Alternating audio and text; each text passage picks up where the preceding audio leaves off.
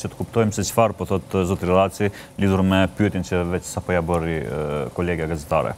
Sigurisht se do të provojmë dhe do të na sjellë detaje që Ndrisa Bellagoshi, e cila vetëm për momentit ka disa telashe teknike, por sigurisht se do ta kemi shumë shpejt dhe do të mësojmë çfarë konkretisht ka ngjarë në qytetin e Pejës.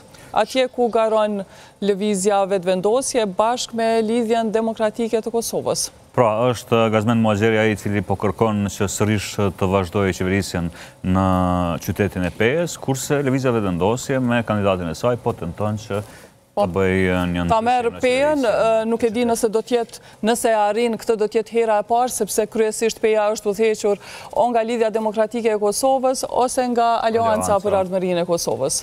Sido që tjetë për të kuptuar se çfarë ka thënë zotri Konjufca në vizitën e tij në Pejë, Qëndresa Bellagoshi në momentin që do të jetë e gatshme, pra do të jetë sinjali, le të kërkoj linjen dhe në mënyrë që të kuptojmë bashkë, sepse tashmë kurreshtja me të vërtetë po bëhet mal në këso situata kur zyrtar të lartë të subjekteve politike, konkretisht në këtë radhë të lëvizjes vetëvendosje, në ditën e zgjedhjeve, pra atëherë kur do duhet ishte një heshtje, po krijojnë kësi lloj tubimi. Dhe derisa ta kemi Pejën, ta realizojmë lidhjen me gazetaren Qëndresa Bellagoshi, shkojmë në Klin, afër qytetit të Pejës, dhe atje kemi gazetaren Blerina Doshlaku. Ajo do të raportojë një rast i cili, si duket një votues, ka fotografuar votën dhe do të shohim nëse është rasti që e përmendi zonja Pula, apo jo, ai ishte në Fushë Kosovë. Ishte në Fushë Kosovë. Ky sigurisht do të jetë një rast tjetër, por më shumë detaje na tregon vetë Blerina. Blerina, linja për ty. Faleminderit Linda, përshëndetje për ty dhe kushtrimin në studio dhe shikuesit e Klan Kosovës. Jemi këtu në qendrën më të madhe të votimit pra në komunën e Klinës në qendrën Fehmeja Gani dhe këtu në këtë qendër pra janë shoqëruar në polici 2 persona, pra siç e thatë edhe ju për fotografin të votës, njëri si i dyshuar ndërsa tjetri si dëshmitar, por se çka ka ndodhur krejt në detaje do të na flas vetë menaxheri kësaj qendre zotri Sami. Ju falenderoj shumë edhe një herë për kohën dhe hapësirën që ndave për ne zotri Sami. Unë e përmenda që ka ndodhur një rast, nëse ke mundësi na tregosh pak më shumë, na japësh detaje. Po, përshëndetje edhe herë për ju, dëgjues të Klan Kosovës, shikues të Klan Kosovës. Po, ka ndodhur një rast ku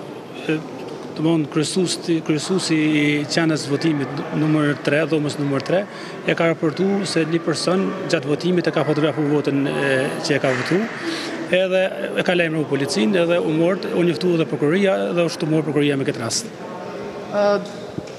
Është shoqëruar edhe një dyshuar, mirë po edhe një dëshmitar. Prokuroria domethënë ka kaluar tashmë rasti, ndërsa ka qenë edhe diçka tjetër, ka pasur ndonjë parregullsi tjetër përveç kësaj, apo ka shkuar gjithçka mirë e mbar qysh nga ora 7 e mëngjesit?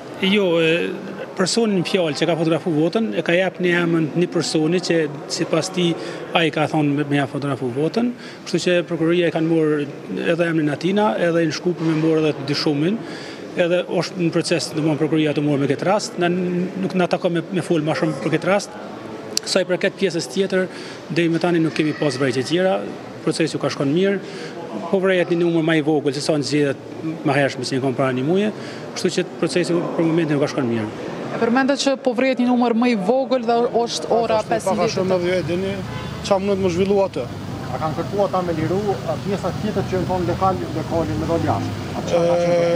Jo, asë një polis ka kërku për më liru hapësira, po e poshtë që është të dollë për kontrolli gjendja edhe për më shumë po diçka më e modhe. A ka folë me juve paraprakisht?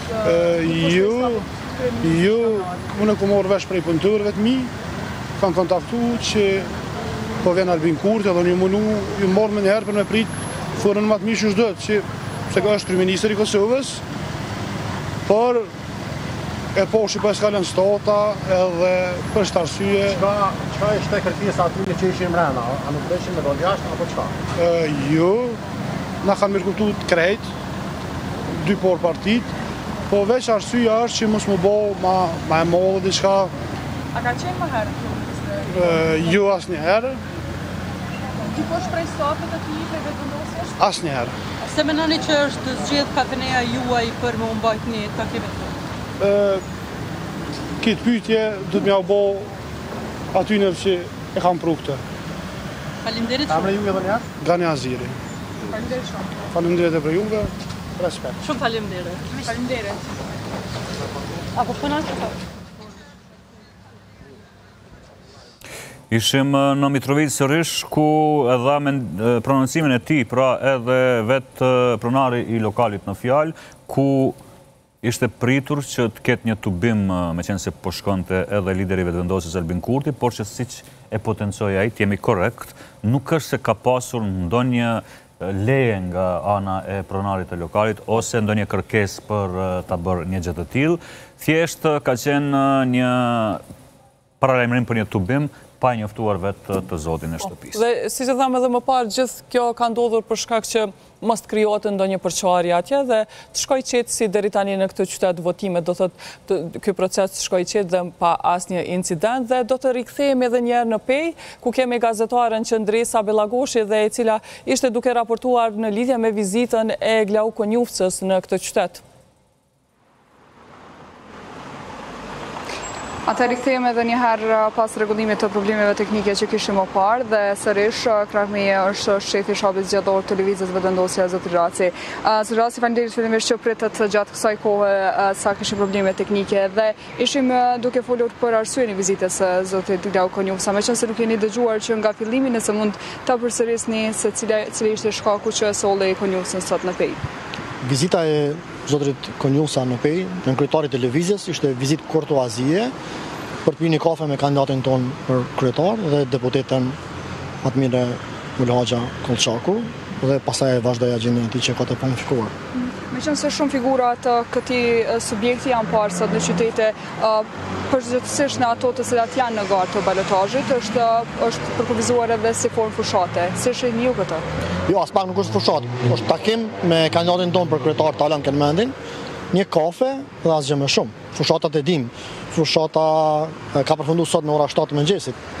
Kështu që çdo gjë konsiderojmë që është në kuadër të një kafe në mes të nënkryetarit të lëvizjes dhe kandidatit të lëvizjes për komunën e Pejës.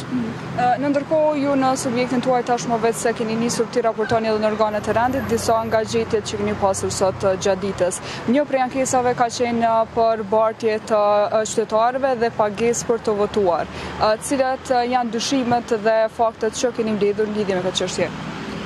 Në një fshat të komunës së Pejës, vëzhguesit tanë na kanë raportuar për një organizim të votimit të organizuar në grup, që për neve është kundërligjshme një gjë e tillë.